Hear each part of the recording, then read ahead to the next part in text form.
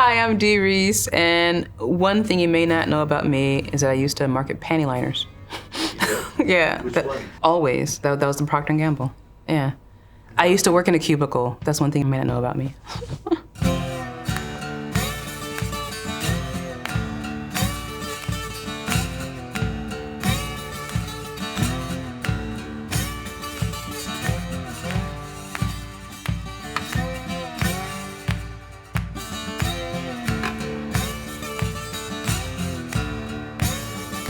No, it's funny. I hadn't read the novel, and Cassian always brought me a script by Virgil Williams.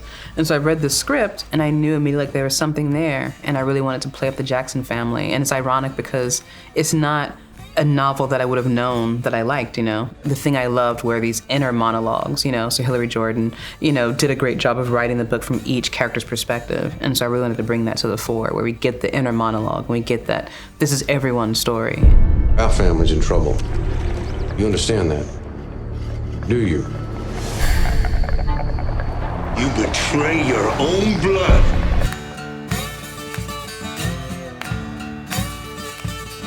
Each one of these stories is so rich. Like the movie opens with the two brothers, and it could be a movie about these two brothers. You could do 90 minutes on two brothers. And then we introduce Laura, and you think, oh, this is gonna be a love story. And then Ronzel comes, and we could go just with the Jackson family and the war. And so, like, I love the idea that this is a story that's about all of those things, you know, and about how all those things are interrelated and how they complicate each other. And just the thing I was really trying to lean into was the idea of the battle at home versus the battle abroad, you know, and sometimes the battle at home is bloodier.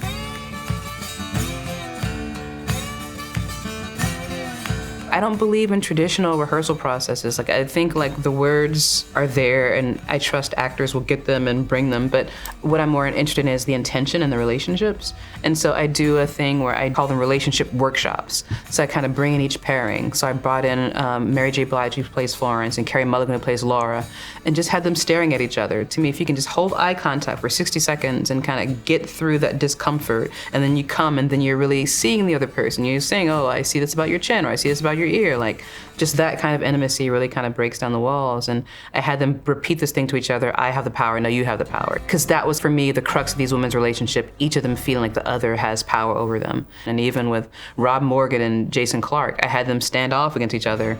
And it was like really prickly and uncomfortable, but I had the repetition be between Jason and Rob. You're a good nigger, thank you, sir. You're a good nigger, thank you, sir. So, I mean, for this thing, like, nigger had to be a noun. It had to be like cow, duck, chicken, sky, nigger. You know, we can't have that contemporary hitch or that hesitation.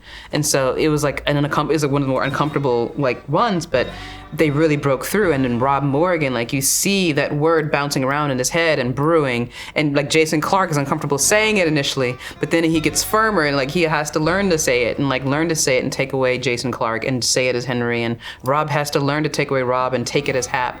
I find doing those workshops where you just workshop the key things just really brings out the core of kind of like the relationships and the performances. And then the words are kind of like, not superfluous, but they're like the tools that you use to communicate the harder thing, which is like the intention, like the feeling beneath.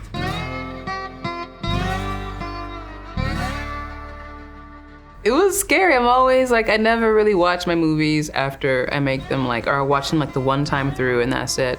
And so it was the same theater. I remember we premiered Pariah in 2011 at Eccles Theater. So I knew, okay, this is a huge venue. But it was nerve-wracking. Like, I was there with my partner. I'm clenching her hand. Like, I'm shivering probably the first like half hour. And I don't know, like, you never know how it's playing. Even when you're there, like, I'm picking out all the things that, oh, like, I know that just 2 inches out of frame, like, I'm standing there. So it's kind of like it's hard for me to like view it objectively. But I was really happy with the performances, and I was really in love with the ensemble and like all these faces, and these are like movie stars, and like it's like, oh yeah, I get why people use stars, because like Garrett Hedlund should be the next James Bond. He's like amazing, and it was good to see it in a big crowd, but nerve-wracking, yeah.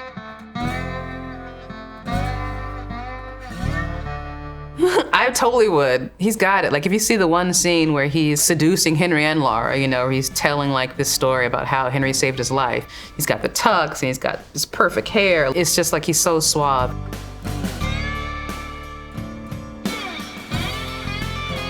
I was working at Procter Gamble and I got fired from that job. And it's like a message from the universe, like, maybe you're not doing the right thing you should be doing. So I moved to New York and I was working for a pharmaceutical company, like Sharing Plow. And I was selling literally like wart remover and bunion pads. And I happened to go on like a commercial shoot. And that was my first time being on like a film set. And so I'm literally following the PA around, like, what is this called? And he's like, this is called film production. I'm like, how do I get into film production? He's like, go to film school. I'm like, what film schools do I go to? And he's like, NYU, but you won't get in there, you know, SVA New School. So I was like, okay. So then I quit that job before they could fire me. And I took a third job at Colgate-Palmolive, and then I applied to NYU. I got in, and never looked back, you know.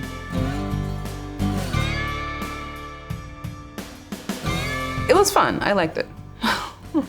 I mean, like when I was a kid, I had Wonder Woman underoos. So she's somebody I grew up with. You put on the underoos and spin around and hope that an invisible jet would appear. She's a character I grew up with, and I had the whole Super Friends. I had these album cases, because back then we had albums, you know? And so like, I had like the Super Friends album case, like with the Joker and like Batman and Robin and Wonder Woman, and I thought it was the coolest thing. And I put on my Fisher-Price record player. So Wonder Woman is definitely a character who, you know, was important to me as a kid. And my mom had to tell me I couldn't wear my Wonder Woman underoos to school every day because I was, you know, was into it.